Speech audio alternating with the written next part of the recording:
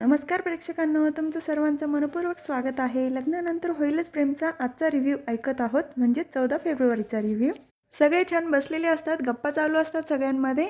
तेव्हा विक्रम काका म्हणतात, नंदिनी खूप छान उपमा केला होता बरं का, खूप दिवसातनं असं खाल्ला आणि तुझ्या निमित्ताने काजू तरी खायला मिळाले, नाही तर तुझ्या सासूची मजल मटारच्या वर जात नाही. नंदिनी काकू म्हणतात, असं असेल ना तर माझ्या सुना माझ्या शब्दाच्या बाहेर नाही बरं का, पुढच्या वेळेला उपमासुद्धा दिसणार नाही तुम्हाला.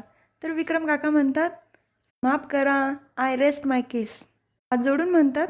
मालिनी काकू म्हणतात, खूप दिवसानंतर आज असा आयता नाश्ता केला आहे, ते पण तुझ्यामुळे हा नंदिनी. आज मटणाचा बेत करायचा का?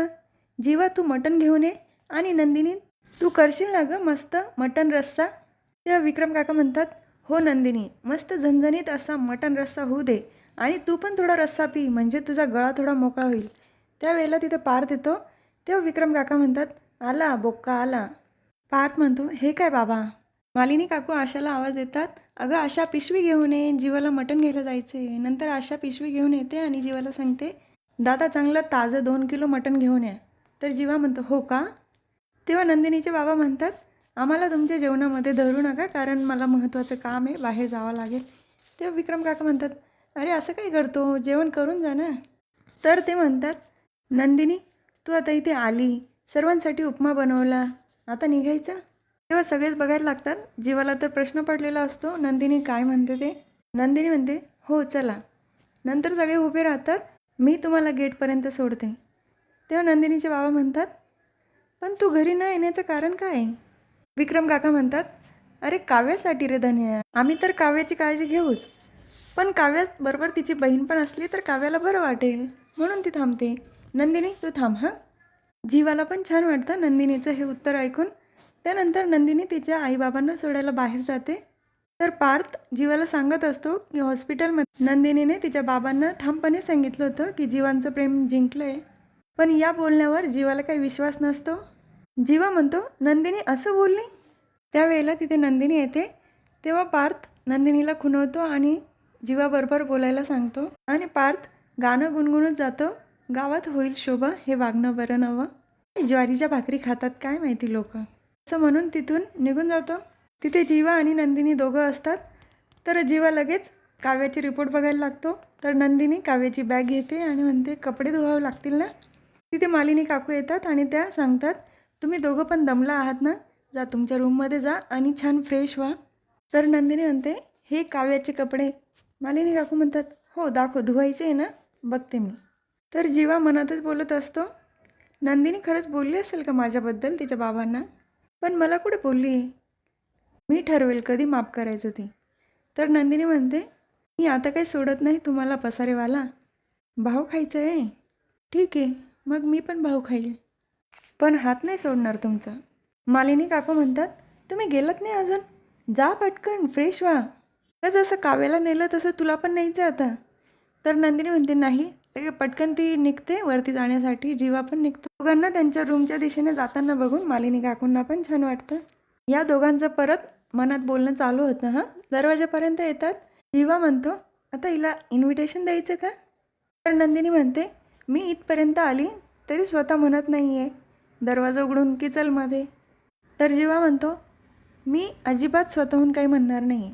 इतके दिवस खूप हाजी हाजी केली, आता नाही. रिक्षात अवघडून झोपलो आहे. तर नंदिनी म्हणते, हो तर मी पण सोफ्यावर अवघडून झोपली ना, आता छान हात पसरून झोपायचं आहे आणि माझ्या हातावर यांना डोकं टेकायला लावायचं आहे. तर जीवा पण म्हणतो, मला पण आता बेडवर मस्त हात पसरून झोपायचं आहे. पण हे सगळं तेव्हाच होईल ना जेव्हा हे मला म्हणतील की आत ये. जेव्हा म्हणत असतो, आता ही स्वतः आतमध्ये येईल, मी काही सांगणार नाही. नंदिनी म्हणते, ऐका.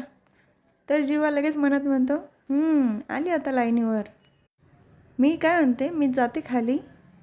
तर जीवा म्हणतो, मग खालीच जायचं होतं, कशाला आली वरती? त्यानंतर नंदिनी खाली निघायला लागते. तेव्हा जीवा म्हणतो, पलट पलट. पण मग ती काही मागे पलटून बघत नाही. तेव्हा ती पण मनात विचार करत असते की मी पलटायला तर पलटेल हो, पण मग तुम्ही मोठ्याने आवाज तर द्या. तर किचनमध्ये मालिनी काकू आणि दोघंही असतात. तेव्हा मालिनी काकू म्हणतात, अरे वा, आज बायको घरी आली तर स्वयंपाक करतोय तिच्यासाठी. तर पार्थ म्हणतो, स्वयंपाक नाही गाई, फ्रूट सलाड करतोय. औषधांमुळे काव्याचं तोंड कडू पडलंय ना. तर मालिनी काकू म्हणतात, बायकोचं तोंड गोड करायचंय तर म्हणून चालली ही सगळी धडपड. पार्थ म्हणतो, त्यांनी पण माझ्यासाठी खूप धडपड केलीच आहे ना आई. इतके दिवस मी त्यांना दूर ठेवलं ना, तो कोठा मी आता भरून काढतोय. तर मालिनी काकू म्हणतात, छान. मग तुम्हा मुलांचं मला काही कळतच नाही रे. सारखे खो देत राहतात एकमेकाला. एक प्रेमात पडलं का दुसऱ्याचं काहीतरी बिनसतं. तुम्हाला दोघांना गप्पा मारायच्या आहे का? मी खीर बनवून देऊ का? तेव्हा पार्थ म्हणतो, मी फ्रूट सलाड बनवतोय आणि तू खीर काय मध्येच आणते. तुला कसे बाबा चाफ्याचं फूल देतात, गुलाबाचं नाही. तुमची काहीतरी स्टोरी ना. आमची पण एक स्टोरी आहे. आमच्या स्टोरीमध्ये फ्रूट सलाडला आणि रेड वेल्वेट पेस्ट्रीला एक वेगळं महत्त्व आहे. तर मालिनी काकू म्हणतात, म्हणजे तुमच्या प्रेमाचं प्रतीक गुलाबाचं फूल नसून फ्रूट सलाड आहे. तर पार्थ म्हणतो, सही जवाब. त्याच वेळेला तिथे नंदिनी येते. तर मालिनी काकू म्हणतात, तुमचं मिटलं ना आता? तर पार्थ म्हणतो, काय प्रश्न विचारते आई, मिटलंच असणार. तर नंदिनी मनातच विचार करते, दोघं पण एवढे खुश आहेत तर यांना आत्ता काही नको सांगायला, असं दाखवते की आमचं सगळं आता सुरळीत चालू आहे. तेव्हा नंदिनी म्हणते, हो आई, आमचं भांडण तर केव्हाच मिटलं आहे. असं वाटतंय की आम्ही कधी भांडलोच नाही. मालिनी काकू म्हणतात, म्हणजे आता खो खो संपला? पार्थ पटकन बोलून जातो, आता कबड्डी. तर मालिनी काकू चेष्टेने फटका देतात पार्थला. नंदिनी म्हणते, अहो पार्थ, फ्रूट सलाडमध्ये सफरचंद नाही टाकलं? तर मालिनी काकू म्हणतात, होतं ना सफरचंद. पार्थ म्हणतो, नाही आहे. तर दुसरीकडे रम्या सफरचंद खात बसलेली असते. तिथे वसू आत्या येतात आणि त्या म्हणतात, अगं रम्या, अशी काय बसली आहे आणि एवढी शांत का तू? तुला बोलली होती ना मी, आपण काही दिवसासाठी बाहेर जाऊ. तर रम्या म्हणते, ही वादळापूर्वीची शांतता आहे. तर वसू आत्या म्हणतात, अगं ये बाई, तुझ्या या शांततेमुळे मला आता घाम फुटायला लागला आहे. पुरे आता. तर रम्या म्हणते, पुरे नाही आई, अति झालं आहे. अति झालं आणि हसू आलं असं म्हणून जोरजोरात हसायला लागते. वसू आत्या म्हणतात, अगं रम्या, बियांसकट ते सफरचंद खाणार आहे का? ठेव बरं ते. तर रम्या म्हणते, तुला माहिती नाही का, काही फळांच्या बिया एकत्र करून पावडर केली ना तर त्याचं विष तयार होतं आणि ते कोणाला कळतही नाही. आणि त्याची वेलची पूड म्हणून टाकलं तर? वसू आत्या म्हणतात, वेलची पूड? तर रम्या लगेच तोंडावर बोट ठेवते आणि वसू आत्यांना शांत व्हायला लावते. तिचा तो अवतार बघून वसू आत्या पण घाबरतात, कारण ती अगदी सायको असल्यासारखी वागत असते. तर दुसरीकडे पार्थ त्याच्या आईकडनं वेलची पूड मागत असतो. तेव्हा मालिनी काकू म्हणतात, अरे फ्रूट सॅलडमध्ये कोणी वेलची पूड घालतं का? तर पार्थ म्हणतो, मी घालतो. आणि मला कोणी सांगितलं माहिती आहे? नंदिनीकडे हात करतो. तर मालिनी काकू म्हणतात, सगळे सिगरेट सांगून टाकले बहिणीचे. तर नंदिनी म्हणते, नाही आई, थोडंसं गाडी त्यांची रुळावर येण्यासाठी छोटे छोटे धक्के दिले. तर पार्थ वेलची पूड मागत असतो. तर नंदिनी वेलची पूड काढून देते. फ्रूट सॅलडवर पार्थ वेलची पूड घालतो आणि म्हणतो, छान वास येतो आता, काव्याला पण आवडेल आता. फ्रूट सॅलड घेऊन रूममध्ये येतो. काव्या अंग टाकलेलं असतं. तेव्हा तिला म्हणतो, मे आय कमिंग? तर काव्या नाही म्हणते. तर पार्थ म्हणतो, बायको जेव्हा नो म्हणते तिच्या नोमध्येच हो असतं. लगेच रूममध्ये येतो. तिथे कॉटवर बसतो. काव्या म्हणते, बोका जरा जास्तच लाडात येतं आता, मला वाटतोय काहीतरी धोका. तर पार्थ म्हणतो, धोका वगैरे काही नाही आहे, छान वेलची पूड घालून मी तुमच्यासाठी फ्रूट सलाड बनवून आणले. तेव्हा काव्या म्हणते, मला खूप आवडते वेलची. तर रम्या किचनमध्ये आलेली असते. ती वेलचीची डबी उचलते आणि कपाटामध्ये ठेवते. किचनची लाईट बंद करते. अगदी भूतासारखी दिसत असते ती. तर पार्थ काव्याला म्हणतो, हे घ्या, फ्रूट सलाड घ्या. तर काव्या म्हणते, मला नको आहे. पार्थ म्हणतो, एवढं प्रेमाने बनवलं आहे, नको म्हणताय? काव्या म्हणते, त्या हातांना भरवता येत नाही, पण बनवता येतं, तर त्या हातांचा काय फायदा? तर पार्थ म्हणतो, अच्छा, मांजरीला लाड करून घ्यायचे वाटतं बोक्याकडून. तुम्हाला सांगायला पाहिजे का मला भरवा म्हणून? माझ्यासारखी बायको मिळाली आहे तर कदर करा जरा. जेव्हा मी निघून जाईल ना तेव्हा कळेल तुम्हाला माझी कदर. तर पार्थ म्हणतो, तुम्हाला जाऊ कोण देणार आहे इथून? तुम्हाला कुठेच जाऊ देणार नाही, मॅग्नेटसारखाच चिटकून बसणार आहे. तर हा भाग इथेच संपतो.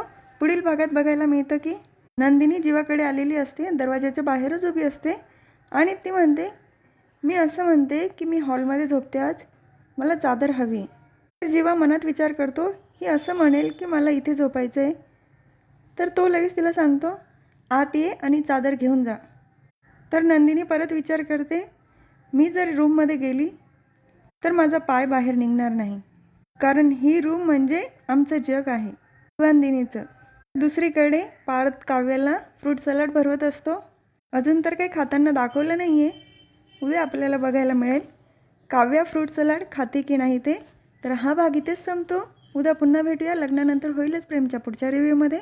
तुम्हाला माझा आजचा रिव्ह्यू आवडला असेल तर माझ्या व्हिडिओला लाईक करा, शेअर करा, सबस्क्राईब करा, बेल आयकॉन दाबायला विसरू नका. Tata bye and take care.